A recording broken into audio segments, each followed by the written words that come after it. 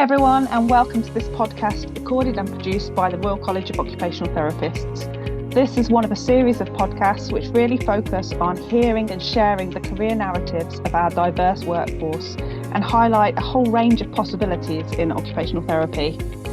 My name's Hannah Spencer, and I'm an occupational therapist that's had the absolute pleasure and privilege of facilitating and capturing these conversations with members of our occupational therapy community.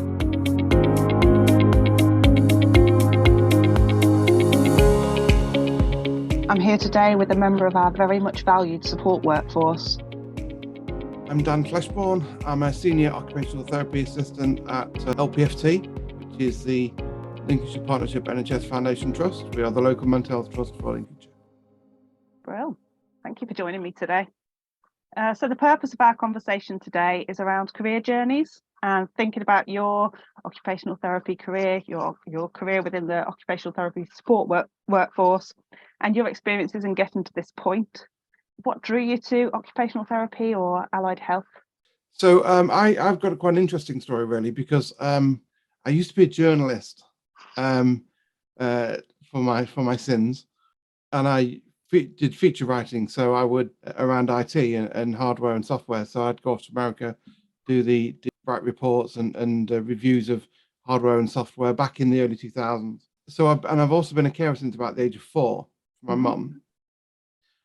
She has a severe and enduring mental illness, and so I supported her through my childhood and went off and did my thing when I was younger. She became more unwell, so I returned home and took a career break to support her. About 5 years ago now, I really sort of was getting an itch to get back into work. Looking for a new career path, I think, because I needed something that would still be local, so I could still support her, but also something that would be a challenge and sort of fit with the experiences that I'd gained, that lived experience that I'd gained during my time as a carer, because I didn't get a carer assessment till very late. So I didn't have a care assessment till I was in my late 30s. So I'd struggled for a very long time on my own as a carer without support. Once I did get a carer's assessment, it really opened up a lot of doors for me. It really gave me a chance to reevaluate what I was doing and where I was going and what I wanted, rather than what the person I care for wanted. And from those, we developed a personalised care and support plan. And part of that was really to get back into the workplace and really sort of use that lived experience that I gained in a positive way. And I was really passionate about actually supporting other people, other carers who maybe hadn't had a care assessment either, and were sort of were needing that support but weren't getting it.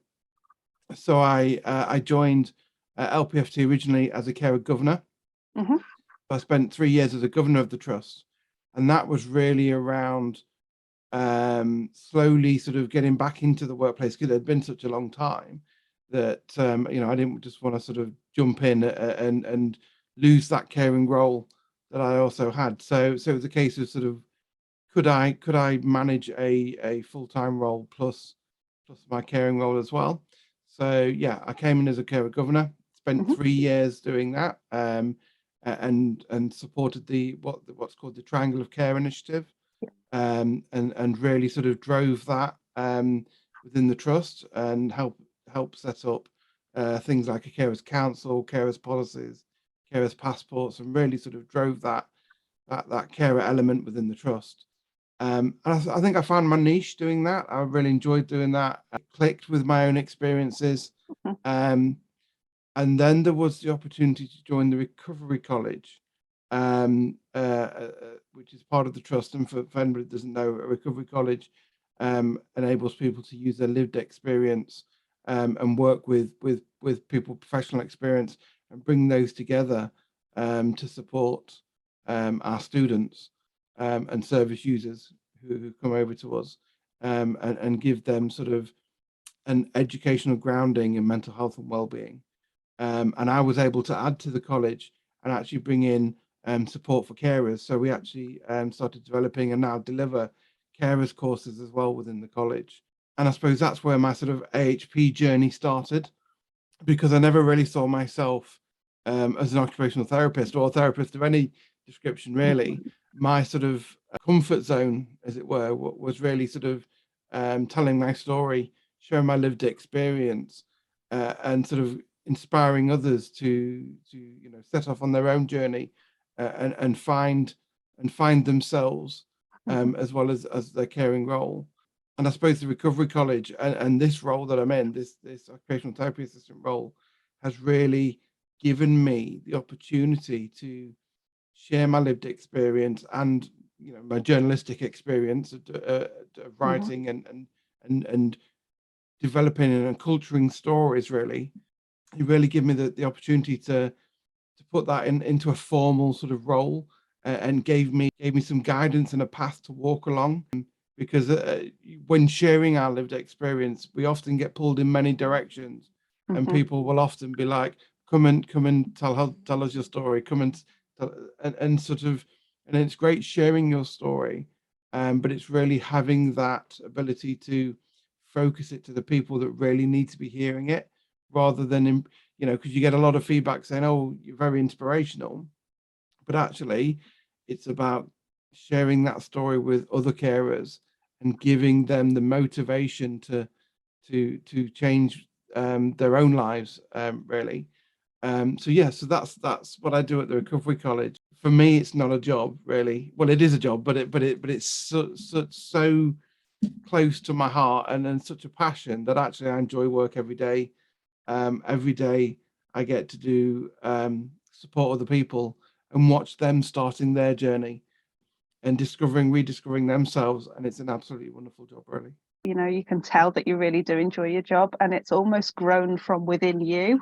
It's almost an accident, but Yeah, a beautiful and accident. yeah, and props to LPFT as well, because it's an experimental post. Is So it?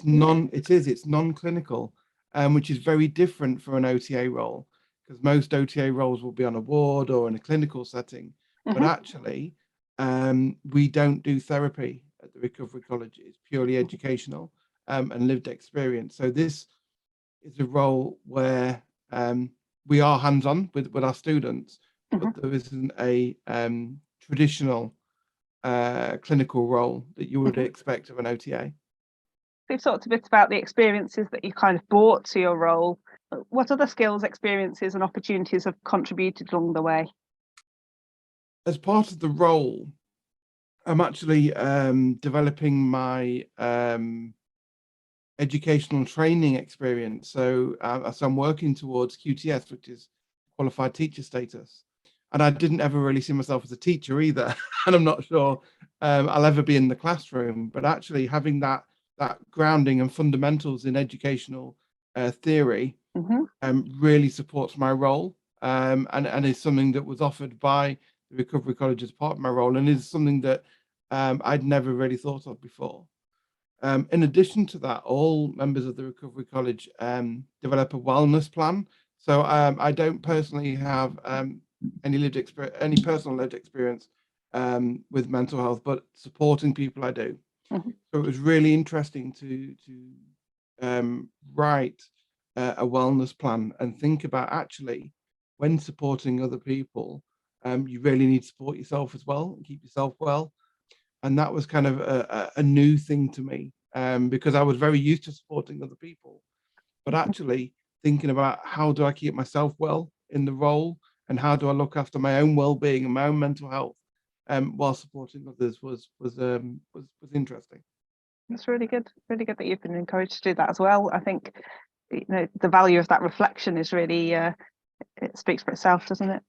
Yeah, and I think it's really part of the way that LPFT really cares about their staff, and that sort of staff development. So as well, along with the regular supervisions, actually the door's always open. So if I need to talk about my caring role, or get some carers leave, or some sort of additional support, or just a listening ear, really, sort of, my team is there, and I feel really supported by them as well. So it feels more like I'm in a family of like-minded people, rather than sort of a bunch of professionals doing their own thing. So I was going to ask, how has your environment kind of enabled your career journey? It sounds like it's been instrumental. Yeah, so it's been interesting because of COVID. So I currently still work from home. We do have an office base, but unfortunately, current restrictions in place. So we're back to wearing masks and limited numbers, etc., etc. So I've actually continued to work from home, being quite social myself. I've struggled with that at times. You can get a bit of sort of cabin fever, just talking to everybody over Zoom or Team, or having those connections. I think to my team, working with people rather than screens, I think makes a big difference when it can be done. You touched briefly on your experiences of supervision. Yes. How's that helped? Coming into this, because obviously not being NHS previously, I was quite worried about the supervision and what that would entail, and because it's quite thorough and it's very, very regular. That's it's sort of brilliant. Yeah, so it's every 4 to 6 weeks, and generally every 4 weeks. So, but actually, it was an opportunity for me to reflect on what I'd been doing, and sort of offer advice on what support I needed to get the best out of my role and the best out of myself, and sort of a chance to reflect on how well I'm working with the team and how I can better integrate with the team. And sort of share good experiences as well. So, I've recently nominated for a national award, and so that I'm able to share that with the team. And so actually, yeah, I look forward to supervision. Actually, I don't fear it anymore. It's really it's become a part of the process, and a really good part of the process. And it gives me an opportunity to offload in a positive way. If I'm having difficulties in my job, or difficulties with a certain aspect of the role, it gives me a real good chance to work those out with the supervisor, without feeling like I've got to hold back, or I can't say anything bad about the trust, or the people that I work with. It's a really good way to work that out in a positive atmosphere. Do you feel that you've been able to be and bring your authentic and best self to your role? So yeah, that's really the point of the Recovery College, is really to bring my own lived experience and my own experiences to the role, and use them to develop and shape the courses that I run, and to share them with our students. So often in these kind of roles, we're told not to share our personal experiences. But actually at the college, it's positively encouraged, and it's part of my job description, in fact, to really share my own experiences, as needed and as required, to really inspire the people that we work with, and give them hope. They don't have to be stuck in the situation that they're currently in. There is a path out of it, and actually, you can use those experiences to your advantage, and really support you to move on. And I suppose that hope, control, and opportunity is why I joined the Recovery College, and why I wanted to do this role, because it allows me to be me, and isn't asking me to be someone else or pretend to be something I'm not. It's an amazing role. And we need more people in these kind of roles, as well as OTAs, peer support workers as well. Big shout out to peer support workers, which would have been sort of another kind of role that I might have chosen, which is a similar aspect, because a lot of support workers that work with carers as well. And it felt quite hidden, because I'd never heard of a recovery college. I'd never heard of using our lived experience in this kind of way.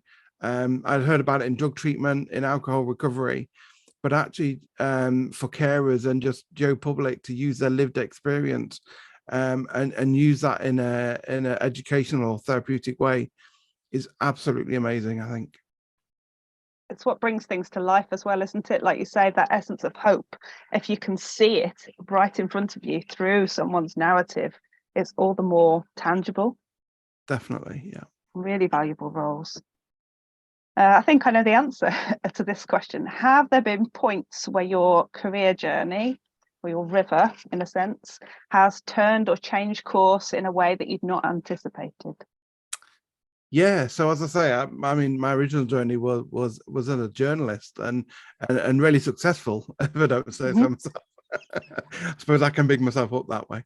But Absolutely. you know, sort of part of one of the largest Windows support communities in the world. And I thought that would have been my journey forever. I thought that was my path, and that's where I was going. To suddenly come up towards sort of a dam, you know, if we continue the river analogy, sort of it really did felt like a dam in the river, and I was stuck sort of behind that dam, and I couldn't see a way past it, couldn't see a way to continue, and sort of and get to where I wanted to be. And I think I sat there for quite a long time, longer probably than I should have, and kind of accepted that was going to be kind of my lot in life, and sort of lost my aspiration. I think, you know, sort of lost my way a bit.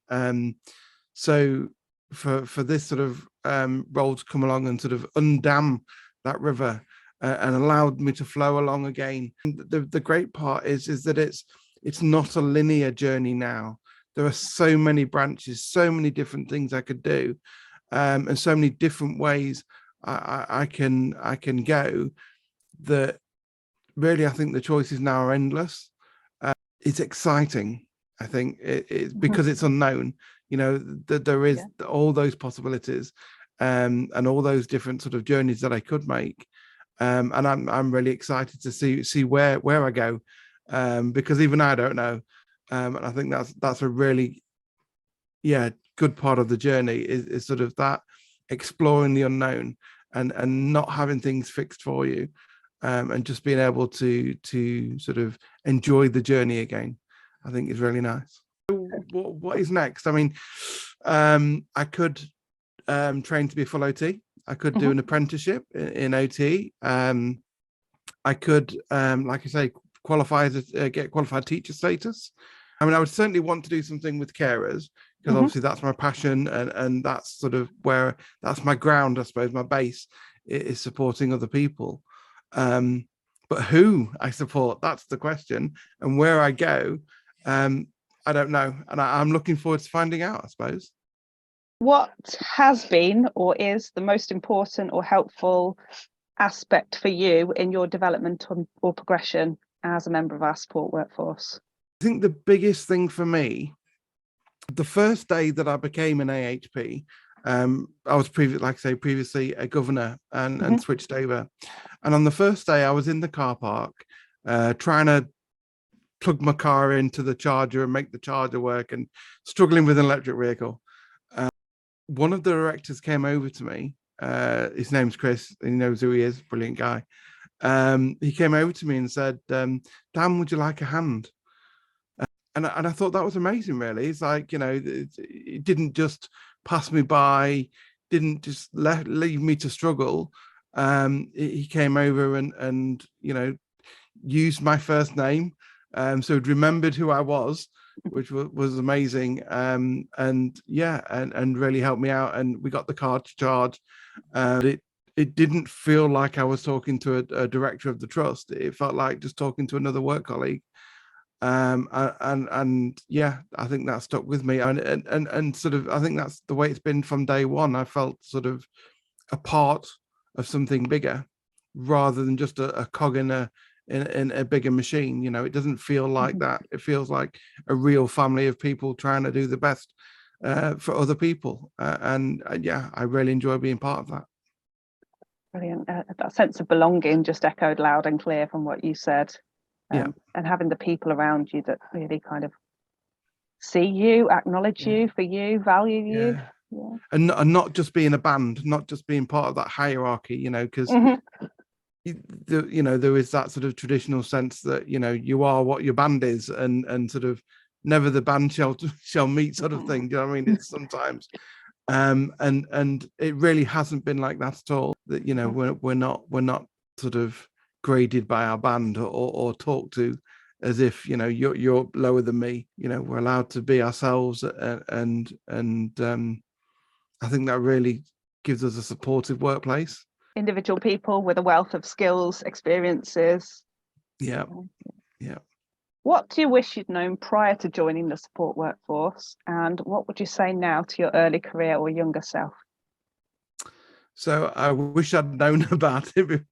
It's really the big thing. You know, I wish that I had come across this much earlier, you know, maybe not have taken a career break, rather just have changed careers, I think is what I would have done. Telling my younger self, I think it would have been like giving me a bit of a kick up the bum, a bit of you know, sort of oomph to rather than sit there and accept my situation, actually go and look and see what was happening, give it a try. Because even when I did apply for this role, I still wasn't sure that it was right for me, and I still was in two minds as to whether I should attend the interview and go for the role. And actually, I'd have been telling myself, yeah, you should have been doing this 20 years ago. You know, you should have really started much younger. And yeah, I wish I had. Is there anything else that you'd like to add to anything we've discussed today? I think really it's a case of like, be yourself. You know, you already have the best you inside of you.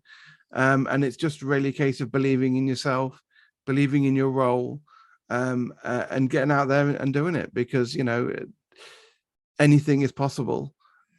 You are still, you know, only halfway through your journey.